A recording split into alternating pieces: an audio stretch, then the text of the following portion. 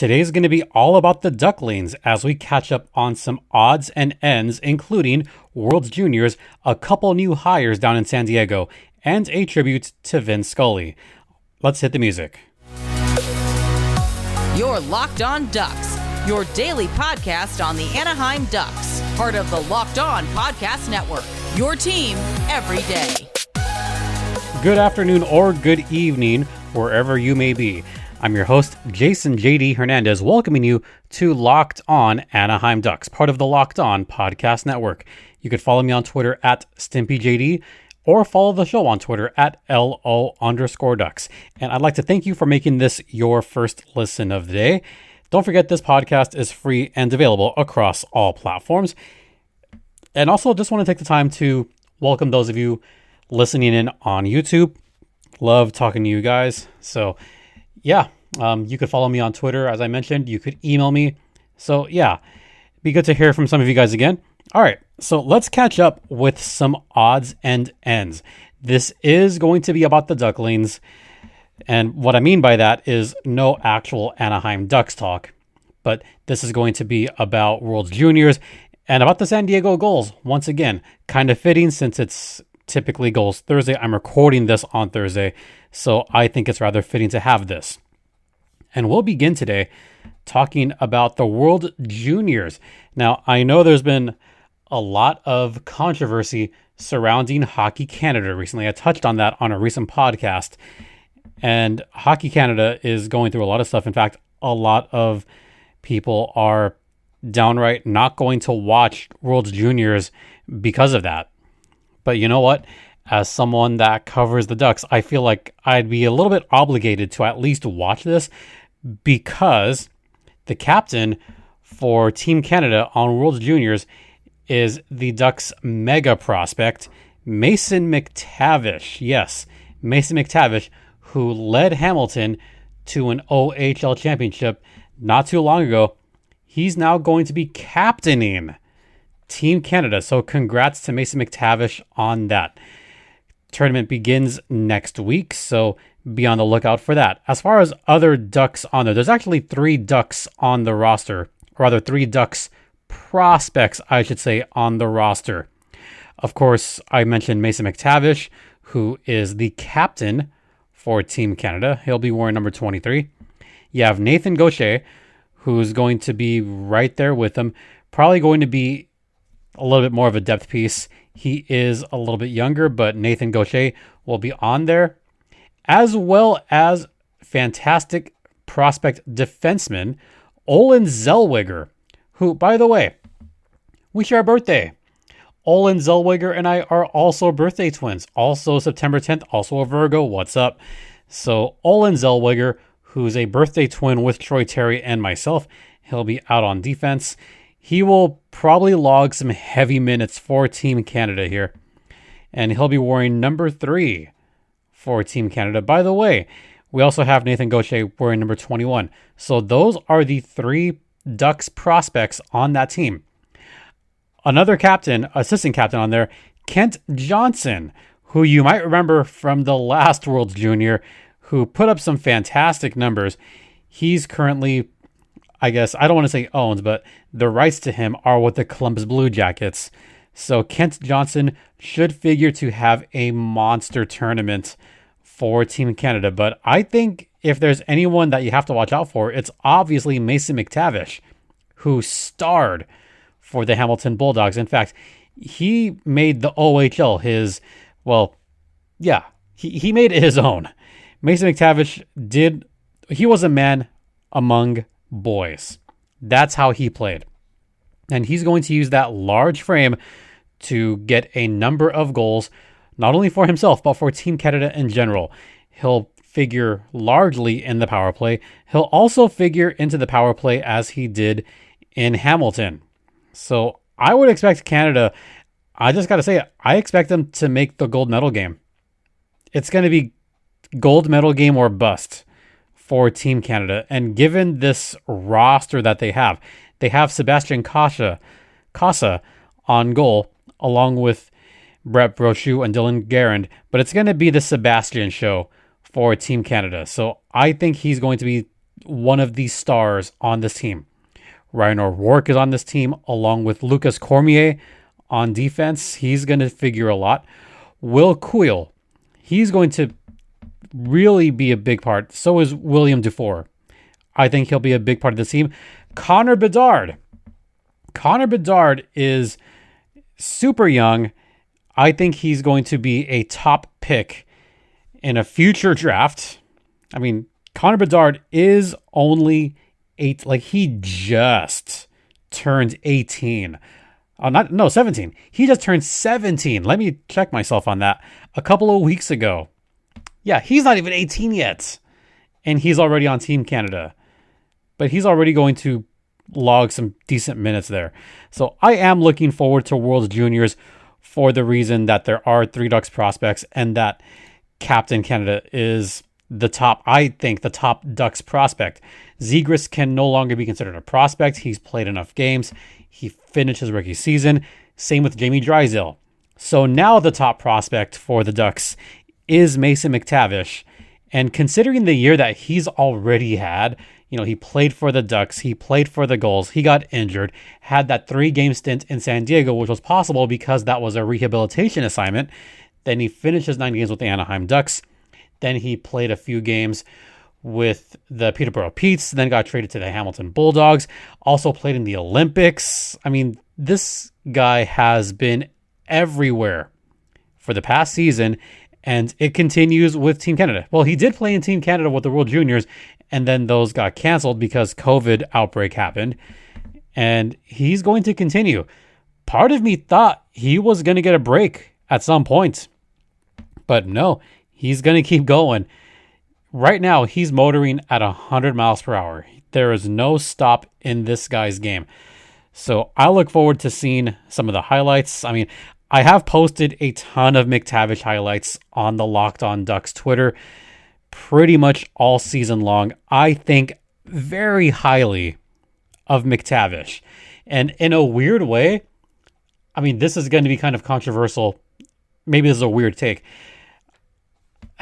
I feel like the way I've been talking about McTavish, I find myself pumping the tires more for McTavish than I have been Zegras. And that is not to say that Zegras is not a stellar player. Zegras is a star. But the way McTavish has been going, there's no reason to think that McTavish isn't going to be a star player for the Ducks in the future. He's absolutely going to be a star. And Ducks fans should be so lucky to have both Zegras and McTavish, and I cannot wait till both of them are on the Ducks next season. So we wrapped up that little odd and end. We're going to talk about the San Diego Gulls after the first intermission, but first let's talk about Bet Online, which is the one place that has you covered and the one place that we trust. Bet Online has you covered with more props, odds, and lines than ever before, including futures lines for who's going to win the Stanley Cup. You also have Major League Baseball. That's still going on. How about them Dodgers? They're in first place in the National League. They're looking really good. The trade deadline just happened. So this is going to be a very fun couple of months left in the MLB season. And of course, you have football starting in a month. You have basketball starting in a couple of months. You have hockey starting in a month and a half. So to check out all the action, head over to Bet Online using your mobile device or your laptop. Once again, Bet Online is the official online sportsbook of the Locked On Podcast Network. And please gamble responsibly. Welcome back to Locked On Anaheim Ducks, part of the Locked On Podcast Network. You're locked in with Jason JD Hernandez as we continue talking about the Ducklings. And this isn't going to be about players. This is going to be about the San Diego Gulls, because this morning they made a couple of new hires that I do want to talk about at length. They named 2 assistant coaches, not 1, 2 assistant coaches to be behind the newly named coach for the Gulls, Roy Sommer. Jason Clark and Chris Spare are going to be the assistant coaches, or Chris Sparre, for the San Diego Gulls. So a little bit about both gentlemen. Chris Sparre, he is a German national player. He played most of his years in the DEL with a number of teams, including the Iserlohn Roosters, ERC Ingolstadt, and hey, look who's back. Eisbären Berlin. Yes, the Berlin Ice Bears. He played there for a season, did fairly well in the DEL, got a lot of playing time, got quite a few points, a lot of goals. And, he just retired not that long ago from hockey. So the natural transition was to go into coaching. And first year out, he was an assistant coach with the Niagara Ice Dogs of the OHL. So why does that team name sound familiar? For those of you in SoCal, the Niagara Ice Dogs was the team that a certain LA Kings prospect was on, someone by the name of Quentin Byfield. So he's familiar with Byfield. He also went back to coach assistant coach EC Salzburg in Austria. Last season, he was the associate coach for the Flint Firebirds of the Ontario Hockey League. So he's got a bit of coaching experience, and now he makes his big leap into the AHL. Good for him.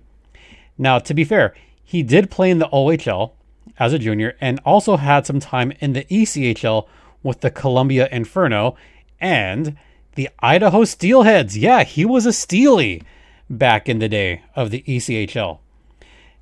Some of you may have seen him play. He was with the Idaho Steelheads back in 08-09, and that was the Ontario Reign's first season in the ECHL. So yeah, he would have played against the Reign down here in Ontario. So just a little bit of, maybe we've already seen a little bit of him in action. Who knows? I mean, I would have to go back and check. I mean, that was a long time ago. But he has had a lot of good experience and is one of the assistant coaches for the San Diego Gulls. So good for him. The other assistant coach, this is a big name in coaching and a fantastic hire for the San Diego Gulls. Jason Clark. Jason Clark is considered one of the best juniors coaches up in Canada. I've heard nothing but glowing reviews about Jason Clark. So a little bit about him. He has been coaching for the better part of 2 decades. He's from Carleton Place, Ontario, Canada. He last coached for the CCHL. So the CCHL, by the way, is the Central Canada Hockey League. This is a Junior A hockey league, and Junior A being one of the top tiers for junior hockey up in Canada. And this is a league that is operated mostly in the Greater Ottawa region. So you have 12 teams that are in that small little region around Ottawa, and those 12 teams all play there, and it's been dominated for the last few seasons by the Carleton Place Canadians. In fact, the 2014 season saw the Canadians set a league record for most points in a season, 110, and a league record 54 wins. Oh, by the way, that's 54 wins in a 62-game season. They won 54 of 62 games, which means they got 110. This is not a joke. 110 out of a possible 124 points. That is disgusting numbers. Carleton Place, for the last 7 seasons, has had the best record in the CCHL, and he operated there as a GM, as a head coach, as a franchise owner, and that was rewarded because he was the head coach for the WJAC Canada East under-19 teams, not once, but twice. So he's got some good teams under his resume. In fact, one of his best seasons was in the 2010, or not 2010, the 2018 season, where Carleton Place had 53 wins. And one of those goalies that was playing for Carleton back in those days is someone that you may have heard of, and this is more juniors talk, but someone that did well in the 2019 team, also 2018, is a goalie that you may have heard of if you follow juniors and Canadian hockey. Some guy by the name of Devin Levi. If that name sounds familiar to you, Devin Levi was the main goaltender for the WJC Canada team back a couple of years ago. Yeah, he happened to be the goalie when they lost to Team USA in that World's Junior. It happened to be around that time. So, yeah, he went 6-1-0. He did have a stellar .964 save percentage and was very good. And going back to Carleton Place, he set a league record with a .941 save percentage. And even last season with Northeastern, he somehow secured a .952 save percentage. So, yeah, he's seen some good goaltending. And now Jason Clark gets to help coach another stellar goaltender in Lukáš Dostal.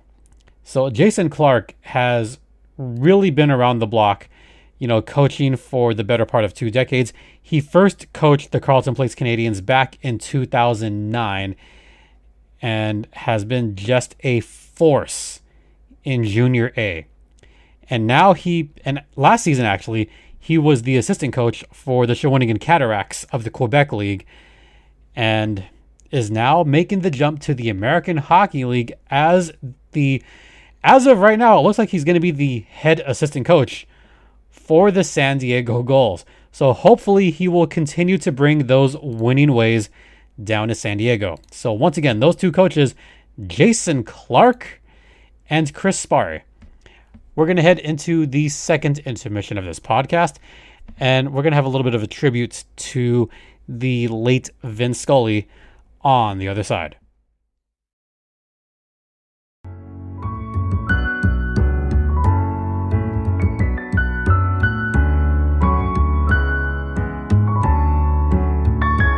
Welcome back to Locked On Anaheim Ducks, part of the Locked On Podcast Network. You're locked in with Jason JD Hernandez, and we're going to conclude today not talking about hockey, but we're going to talk a little bit of baseball because this was a major event that just took place Wednesday night as Vin Scully passed away at the age of 94 in his LA area home. I mentioned he was 94 years old. He spent 67 years as the broadcaster for the Dodgers. Of course, many of those being in Los Angeles, a few of those starting off with the Brooklyn Dodgers back at Ebbets Field. He moved with the team when they moved from Brooklyn to Los Angeles and called his last game in 2016. Yeah, this one hurts. I mean, even though Vin Scully lived a full life, I knew that this was going to be emotional for a lot of fans, especially here in Southern California, who grew up with Vin Scully. And we're very spoiled. I mean, me being a baseball person, we were very spoiled to have Chick Hearn and Vin Scully. Chick Hearn, the longtime announcer, play-by-play for the Los Angeles Lakers, and Vin Scully, who could paint a picture with his words. He was the best that there ever was. When you do that for as long as he did, he knew how to draw an audience in. And even though he was supremely humble, he knew what he meant to the franchise. He knew what he meant to a community. I mean, yeah, I was one of those people that brought my radio to the ballpark to listen to Vin Scully over and over and over again. And I even did it up to the point where I wouldn't do this with my phone, but I still did this up into maybe the 2010s, where I would bring a radio and say, you know what? I got to listen to Vin. I have to. And it was the best time. It really was. Even to the point where I would bring it for just 3 innings, because there was a time where Vin Scully would do the whole game, and then he would be on the radio for the first 3 innings, and then it would go to Charlie Steiner and Rick Monday for the final 6 innings of the game. And that practice went on until 2016 when he finally retired. And then it's been Charlie and Rick ever since. But I remember those days very fondly. And while everyone has a Vin Scully story, I don't really have a personal, I mean, I kind of do. I'm not going to lie and say I don't. I've loved broadcasting since I was a little kid. I always wanted to be a play-by-play or a public address, and I get to do that. I mean, I get to be one of those people that does public address now, and I get to talk to you guys about hockey, not baseball, but it counts nonetheless. And I remember growing up that I would try to look out for Vin Scully, from up in the booth, and I knew exactly where he sat too. So a couple of times I would, wave up to the booth. He'd kind of look down and just kind of smile, but I never knew if it was at me or anything. The one time that I did interact with him closely was when he stepped out of the press box in the club level, which you are allowed to go to, by the way. At least the club level where the little team store is at and where the game used stuff is at. And me, along with a few others, we'd not camp out, but we'd wait around till the end of the game because we knew that Vin Scully would leave that area. And I did this a couple of times where I waited there and I would wave to Vin. He'd smile and give a little hand signal back. One time I did say hi and he actually said hello, because I was one of 3 people there and I wasn't going to just ask for an autograph, but because he was in a rush, but I did at least want to say hi, Vin, and he at least said hello back, which meant the worlds to me at the time. And I recall, seeing him do his little smile and say hello, and then head to the elevator right across the way. So, not much of a Vin Scully story there, but what he meant to the city is beyond words. I mean, he is the fabric of LA sports. He is the fabric of not only Dodger baseball, but baseball in general. He called so many World Series. It was lucky that he called the 1988 World Series because this was at a time where the World Series broadcasters were being alternated in even years. So if the Dodgers had made the World Series in 87 or 89, we would not have gotten Vin Scully on the call. But because it was an even year, we were lucky that Vin Scully was calling that 88 World Series between the Dodgers and the Athletics. We were also lucky enough to have him in the 86 World Series, which is infamous in its own right. I mean, I could talk about Dodger calls left and right, but some of my favorite Vin Scully calls. First off, the catch. My mom is a huge San Francisco 49ers fan, which I know is infamous. I mean, it's not typical to be a 49ers fan in Southern California when you had the Rams and the Raiders here. But she loved Vin Scully's call of the catch. Joe Montana to Dwight Clark. It's one of his best calls ever. As far as other big events, he called the 1956 World Series where Don Larson had the perfect game. He called Sandy Koufax's perfect game. The 86 World Series. That is an unforgettable moment in baseball history where the New York Mets tied the game, bottom of the 9th, game 6, and then it went behind the bag. It went through Buckner. Here comes Ray Knight, and the Mets win it. Great for Mets fans. Still haunting Red Sox fans, still giving them nightmares to this day, the Bill Buckner play. But that's a memorable call. And of course, the iconic 1988 call where Dennis Eckersley throws that backdoor 3-2 slider to Kirk Gibson. He whacks it, and you know Vin Scully's call there. You all know it. And the pitch. Driving to right field. And those last words. Into right field, she is gone. Yeah, that's all that Vin Scully had to say. That was it. And that's just a memorable moment. To this day, just a memorable call by Vin Scully. And after that, he called a lot of great Dodger moments. He called, obviously, the great 90s Dodgers teams, all those consecutive Rookies of the Year. He called Lima time. He loved Lima time.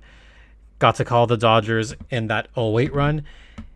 It all ended with Charlie Culberson getting a walk-off home run to clinch the division. And it finally ended October 2nd, 2016 at AT&T Park against the San Francisco Giants. And I love that sign-off where he said, "Rest assured, once again, it will be time for Dodger baseball." And he wished everyone a very pleasant good afternoon, wherever you may be. And I will admit that a part of me, I did shed a tear when he said that. I was a little bit sad at that point. So, yeah. He was the GOAT of baseball announcers, and he will be missed. Once again, Vin Scully passing away at the age of 94. He will be missed. I mean, I grew up with Vin. I grew up with Vin Scully, and I at least still have all those great memories of hearing those great calls and hearing story time with Uncle Vin. At least we have those great clips on YouTube. We'll be able to watch that over and over and over again. All right, that's going to wrap it up for this podcast. Next time, I will not be alone. We will have a special guest on the next episode, where it'll be Jersey Talk. Hopefully, video will be working the next time I do this. Apologies for those of you on YouTube, video not quite working. Hopefully, it will be working next time. But just a reminder that as my phone is going ballistic here, this podcast is free and available across all platforms, including Stitcher, Spotify, Odyssey, Apple Podcasts, Google Podcasts, among others. You could email me at lockedonanaheimducks@gmail.com. You could follow me on Twitter. My personal Twitter is at StimpyJD. The show's Twitter is at LO_Ducks. Thanks for making this your first listen. Go ahead and make Locked On NHL your second listen of the day. Thank you all so much for your continued support. It is greatly appreciated. For Locked On Anaheim Ducks, I'm Jason JD Hernandez, saying have a great rest of the night. Please continue to be safe out there. Be kind to one another as my phone continues to go off and ducks fly together.